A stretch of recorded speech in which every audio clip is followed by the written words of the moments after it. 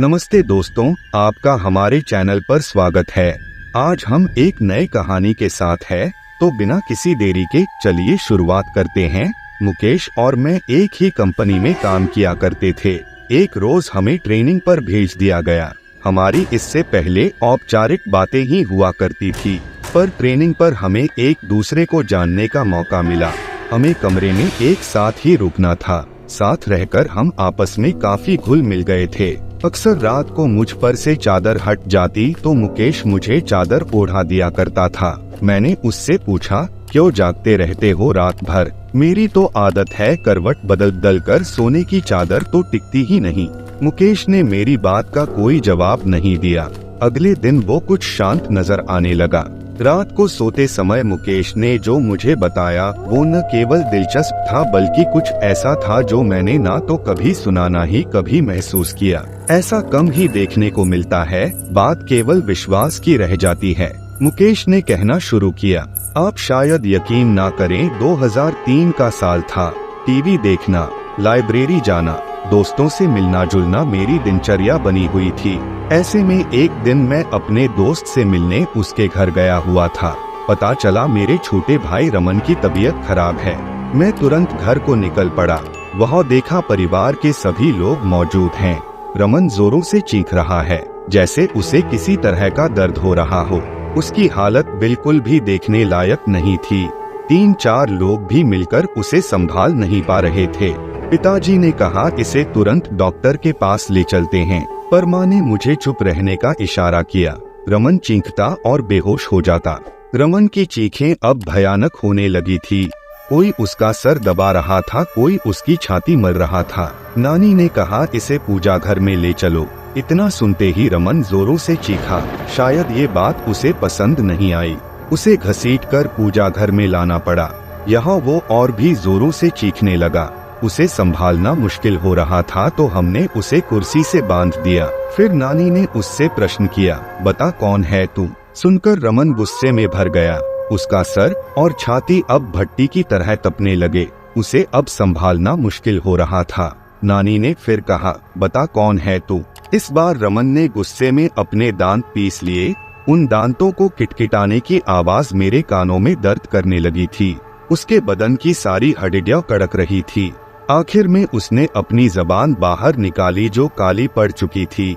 यकीन नहीं हो रहा था किसी इंसान की जबान खींचकर इतनी लंबी हो सकती है। नानी ने फिर अपनी बात को दोहराया, बता कौन है तू, कहाँ से आया है? इस बच्चे ने तेरा क्या बिगाड़ा है? जहाँ से भी तुम आए हो वहीं लौट जाओ। बदले में जो कुछ भी मांगोगे हम तुम्हें देंगे, लेकिन इस बच्चे को छोड़ दो। रमन ने अपना आपा खो दिया। वो उसी तरह कराहता, दांत पीसता, चीखता, चिल्लाता और बेहोश हो जाता। होश में आने पर उसे संभालना मुश्किल हो जाता था। मुझसे यह सब देखा नहीं गया। मैं बाहर आ गया और रोने लगा। उस वक्त मैंने हनुमान जी को याद किया, मंदिर में दिया भी जलाया। रोते रोते भगवान से रमन के ठीक होने की प्रार्थना की और वापस रमन के पास आ गया। रमन के रोने चीखने से वहाँ अब जमघट लग चुका था। लोगों की भीड़ में भी रमन उसी तरह की हरकतें किए जा रहा था। उसके शांत होने पर मैंने उसे पानी पिलाया। पानी पीने के बाद वो और भी भयानक रूप में आ गया। उसका चेहरा एकदम काला हो गया, आंखें लाल सुर्ख हो गई। यह वो रमन नहीं था जिसे मैं पहचानता था। ऐसा लग रहा था जैसे उसकी आंखें फटकर बाहर आ जाएगी। पास जाने पर वो हर किसी को काटने को दौड़ता, अपना मुंह नोचने लगता और फिर वो शांत हो गया और रोने लगा। मैंने पूछा, तुम कौन हो? क्यों हमें परेशान कर रहे हो? रमन ने मेरी तरफ ऐसे देखा जैसे मेरी जान ले लेगा। रमन कुछ देर तक मुझे घूरता रहा। वो रमन नहीं था, उसकी जगह किसी और ने ले ली थी। सबको बारी बारी घूरने के बाद उसकी आंखें अपने कोटर में गोल गोल घूमने लगी।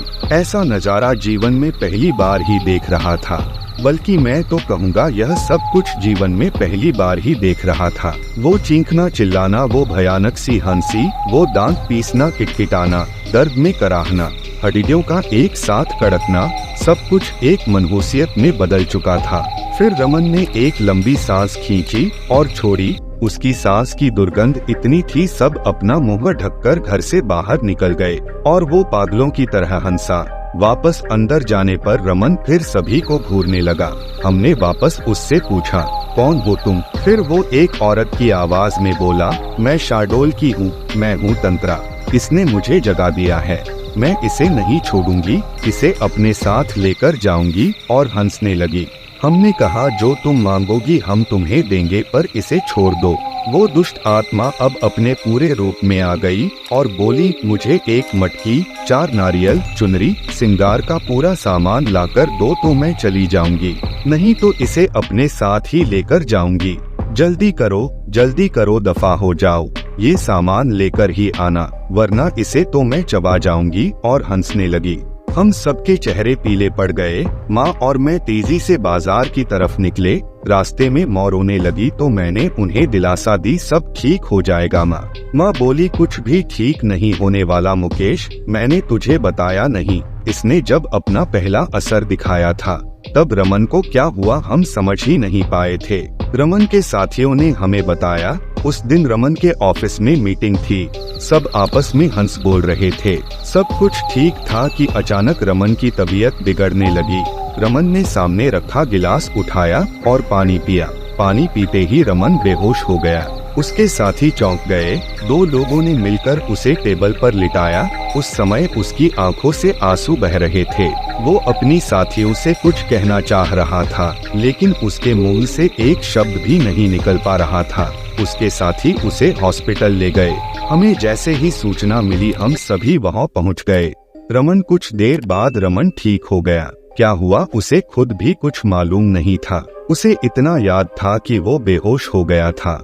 उसके बाद कभी ऐसा कुछ नहीं हुआ जिससे कोई परेशानी हो। तुम ठीक कह रही हो माँ, उसके बाद भी कुछ हुआ जरूर था। क्या मतलब? माँ बोली, मतलब ये माँ, पिछली बार जब मैं छुट्टियों में घर आया था, उस रात मैं कमरे में सो रहा था। रात के 3 बजे का समय था। कमरे की खिड़की खुली हुई थी और उससे तेज हवा कमरे में आ रही थी। उस हवा के शोर से मेरी आँख खुली। मैंने देखा एक साया मेरे पास खड़ा था। ध्यान से देखने पर भी मैं उसका चेहरा ना देख पाया। उसके चेहरे पर कालिख के अलावा कुछ ना था। उसका शरीर धुएं जैसा था। अचानक वो साया बादल की तरह तैरता मेरे पास आने लगा। मैं घबरा गया और अपनी चादर में मैंने अपने आप को समेट लिया। वापस देखा तो वो साया वहाँ नहीं था। इसे अपना वहम मानकर मैं भूल चुका था, पर अब रमन के हालात देखकर लगता है कुछ तो जरूर हुआ है माँ। इसके बाद मैं मटकी लेने चला गया और माँ सिंगार के लिए सामान खरीदने लगी। मुझे दुकानें बंद मिली तो मैं सीधे कुम्हार के घर चला गया। वहाँ से लाल और काली दोनों मटकी ले आया। वापस आकर जो ही सामान हमने रमन के आगे रखा वो शांत हो गया। नानी उसे देखने गई और रमन के सामने जाकर खड़ी हो गई। कुछ देर तक नानी उसे ऐसे ही देखती रही तो हमने नानी से पूछा, क्या हुआ नानी? नानी हमारी ओर पलटी। अब नानी के चेहरे के भाव रमन जैसे हो गए थे। हम और भी घबरा गए। नानी ने भी उसी चीख के साथ रोना शुरू कर दिया और कहा, मैं शार्डोल की हूँ, मेरी हत्या कर दी गई थी। मेरी लाश के बेरहमी से टुकड़े टुकड़े करके दफन कर दिया गया।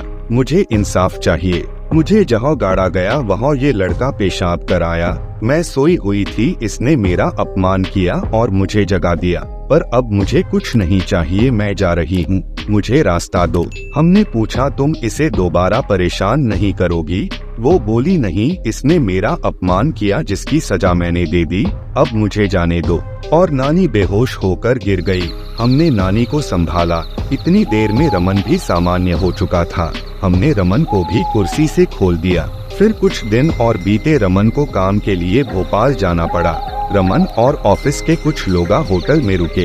होटल में आधी रात को लोगों ने शिकायत की, वहाँ कमरे से रोने की आवाजें आ रही हैं।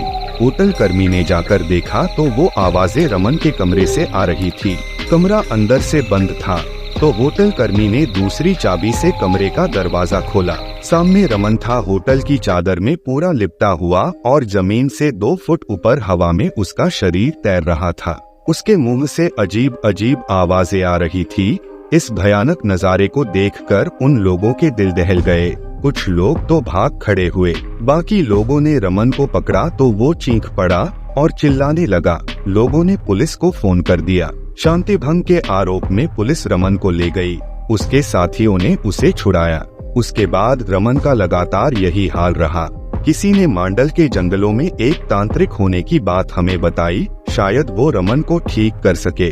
हमने उसे बुलाया। उस तांत्रिक ने भी आत्मा से बातें की तो उसकी वही मांग शुरू हो गई। मटकी, 4 नारियल, चुनरी और सिंगार का सामान। अभी तक याद है मुझे वो किस तरह अपनी मांगे दोहराती थी। इन सब के साथ उसने शराब भी मांगी। रात के समय शराब कहीं भी नहीं मिली। मैं भागा भागा अपने मोहल्ले की उन गलियों में गया जहाँ से मुझे गुजरना भी गमवारा नहीं था, पर भाई की सलामती के लिए भी उन गलियों में गया जहाँ अक्सर लोग नशे में धुत पड़े रहते थे। शराब की दुर्गंध के कारण दिन में भी उस गली से कोई नहीं गुजरता था। वहाँ जाकर मैंने उन लोगों से शराब मांगी तो उन्होंने कहा, क्या आज तू भी पिएगा? आजा आजा बैठ यहाँ, आज तू बेटा सारे गम भूल जाएगा। मैं गम भुलाने नहीं आया हूँ, मेरे भाई की तबीयत खराब है, उस पर ऊपरी साया है। तांत्रिक शराब से पूजा करेगा। यह सब जानने के बाद उन्होंने अपनी शराब की बोतल मुझे दे दी, जिसे लेकर मैं लौट आया। इसके बाद शराबियों से मेरी नफरत कम हो गई। तांत्रिक ने पूजा शुरू की। रात भर तांत्रिक पूजा करता रहा। रमन कभी चीखता, कभी चिल्लाता, कभी दर्द में कराहता, कभी गुस्से में तांत्रिक को गालियां देता, कभी मुझे घूरता, कभी तांत्रिक को घूरता। तांत्रिक का उस पर कोई ध्यान नहीं था। वो एक दाना गेहूं का लेता, कुछ मंत्र पढ़ता और उस दाने को रमन पर फेंक देता। उस दाने के शरीर पर पड़ते ही रमन बुरी तरह तड़पने लगता। उसके मुंह से जानवरों के जैसे गुर्राने की आवाजें निकल रही थी। वो जानवरों की तरह हरकत करने लगा था। रमन की आवाज उसके गले में ही बंद कर रह गई थी। वो क्या बोल रहा था कुछ समझ नहीं आ रहा था। सुबह तक रमन ठीक हो गया और बेहोश रहा। शायद इन सब से उसका शरीर थकने लगा था। उसका चेहरा पीला पड़ने लगा था। शरीर सूखकर लकड़ी जैसा हो चला था। फिर भी कहीं ना कहीं मेरा भाई इन बुरी शक्तियों से लड़ रहा था, मुझे यकीन था। कुछ दिन और बीतने पर दिवाली को त्योहार आ गया था। धनतेरस का दिन था और मैं टीवी देख रहा था। रमन कमरे में आया और बेहोश हो गया।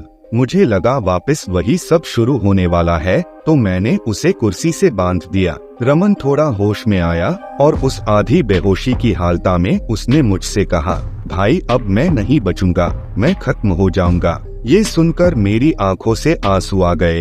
मैं अपने भाई को इस तरह जिंदगी से हारते नहीं देखना चाहता था। रमन भी रो रहा था, भाई मैं मर जाऊंगा। मैंने खुद को संभाला और रमन को बांध दिया। बाइक ली और एक दोस्त को साथ लेकर मैं उसी तांत्रिक को बुलाने निकला। मांडल के घनघोर जंगल धुप अंधेरा। मैं तांत्रिक के घर पहुंचा। तांत्रिक भी उस दिन शराब के नशे में था। उसे बाइक पर बीच में बैठा कर ले आए। तांत्रिक का खुद का शरीर बस में नहीं था। गिरता पड़ता वो रमन के पास पहुंचा। जैसे ही उसने रमन का हाथ पकड़ा, उस तांत्रिक का सारा नशा उतर गया। उसने वही पूजा दोहराई और सुबह होने तक रमन फिर ठीक हो गया। अब तो यही सिलसिला चालू हो गया था। तांत्रिक आता, पूजा करता और सुबह तक चला जाता। मटकी, 4 नारियल, चुनरी और सिंगार का सामान हमारी रोज की जरूरत बन गई। ये सब चीजें अब घर में हर समय मौजूद रहने लगी। रोज रात घिरते घर में मनहूसियत सी छा जाती। घर के एक कोने में शराब की बोतलों का ढेर इकट्ठा हो गया था। ऐसा कोई मंदिर नहीं बचा, कोई मस्जिद नहीं बची जहां रमन का इलाज नहीं करवाया। अंत में किसी ने कलकत्ता के काली मंदिर जाने का सुझाव दिया। वहां जाकर रमन का इलाज कराया। यहाँ भी उसकी वही मांग जारी थी, मटकी, 4 नारियल, चुनरी और सिंगार के सामान की। पर पुजारी ने साथ साथ कुछ नींबू, लौंग और कफन भी मंगवा लिया। इस बार की पूजा मुझे कुछ विशेष लगी। पुजारी हर बार कुछ मंत्र पढ़ता और उसे नींबू में फूंक देता और उसमें लौंग चुभा देता। फिर उस नींबू को कफन में लपेटकर एक मटकी में डाल देता। रमन को इससे बहुत दर्द होता और वो बेहोश हो जाता। होश में आकर रमन की फिर वही हरकतें चालू हो जाती थी, पर पुजारी अपने काम में लगा रहा। जैसे ही उस आत्मा की बारी आई, वो कहने लगी, मुझे छोड़ दो, मुझे छोड़ दो, जाने दो मुझे। पुजारिया बोल, तू इसे फिर परेशान करेगी। नहीं करूँगी, नहीं करूँगी, मुझे माफ कर दो, मुझे जाने दो। पुजारी, क्यों परेशान कर रही है इस बच्चे को? पीछा छोड़ इस बच्चे का, वापस जा, लौट जा जहाँ से भी तू आई है। पुजारी ने ऐसा 8 से 10 बार किया और तंत्रा को भी उसने कैद कर लिया। अंत में पुजारी ने वो मटकी हमें दी और कहा, इस बच्चे के अंदर दुष्ट आत्माओं ने डेरा जमा लिया था। सारी आत्माओं को इस मटकी में कैद कर दिया है। इसे ले जाकर शमशान में गाड़ दो और ध्यान रहे नंगे पैर ही जाना। हम उस मटकी को शमशान गाड़ आए। ताज्जुब तो यह था, पूरा रास्ता जंगल होकर गुजरता था। रास्ते में नंगे पैरों पर एक भी कांटा ना चुभा। ऐसा लग रहा था जैसे रुई पर चलकर हम उस जगह तक पहुँचे थे। इसके बाद रमन ठीक तो हो गया पर काफी कमजोर हो चला था। केवल खाने और दवाइयों के लिए ही बिस्तर से उठ पाता था। इस वाक़ये के बाद मेरा उन चीजों पर भी विश्वास हो गया जिन्हें मैं पहले नहीं मानता था। 5 सालों तक इस मुसीबत को झेलने के बाद हमारी माली हालत खराब हो गई थी। सर पर कर्जा हो गया था। धीरे धीरे हम भाइयों ने वो कर्जा भी चुका दिया। हम कई और दिनों तक रमन की देखभाल में रात भर जागते थे। मैं उसके खाने का समय पर दवाइयों का ध्यान रखता था। रात में उठ कर मैं देखता था रमन सो रहा है या नहीं। उसकी चादर ठीक कर देता था ताकि वो आराम से सो सके। आज भी मेरी यही आदत है। बस यही बात थी, ऐसा कहकर मुकेश चुप हो गया। इस कहानी को ध्यान से सुनने के बाद अंत में मैंने मुकेश से कहा, बेशक यह कहानी किसी के लिए बेमिसाल हो या ना हो, लेकिन तुम दोनों भाइयों का आपसी प्यार बेमिसाल है। अगर आपको यह वीडियो पसंद आया तो लाइक करें और अपने विचार कमेंट सेक्शन में साझा करें। हमारे चैनल को सब्सक्राइब करना न भूलें ताकि आप हमारी आने वाली वीडियोस से अपडेट रह सकें। धन्यवाद दोस्तों।